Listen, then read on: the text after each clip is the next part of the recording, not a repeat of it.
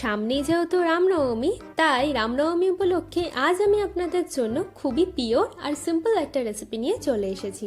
By the way, আমি আপনাদের Trisha and welcome to my channel Trisha tasty ট্রিটে।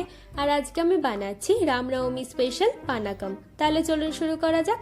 এই পানাকাম বানানোর জন্য প্রথমেই একটা বোলের মধ্যে দিয়ে দেবো 1 কাপ মতো গুড়, 2টো ফেটিয়ে নেওয়া এলাচ দিয়ে দিচ্ছি, দিয়ে দেবো 1/2 চামচ মতো গোলমরিচের গুঁড়ো, আর দিয়ে দিচ্ছি পরিমাণ মতো জল।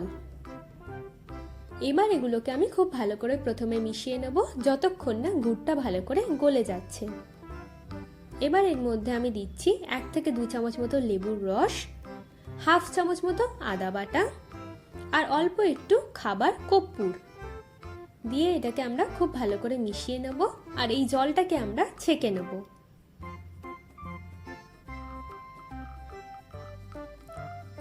এবার এর মধ্যে আমি দিয়ে দেব বেশ কিছুটা কেশর, আর দিয়ে দেব কয়েকটা তুলসী পাতা।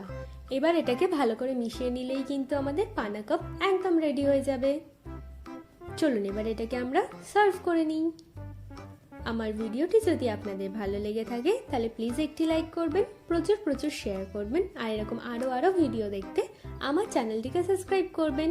আর আমার এই পানাকামের রেসিপি আপনাদের কেমন লাগলো আমাকে অবশ্যই জানাবেন। টাটা।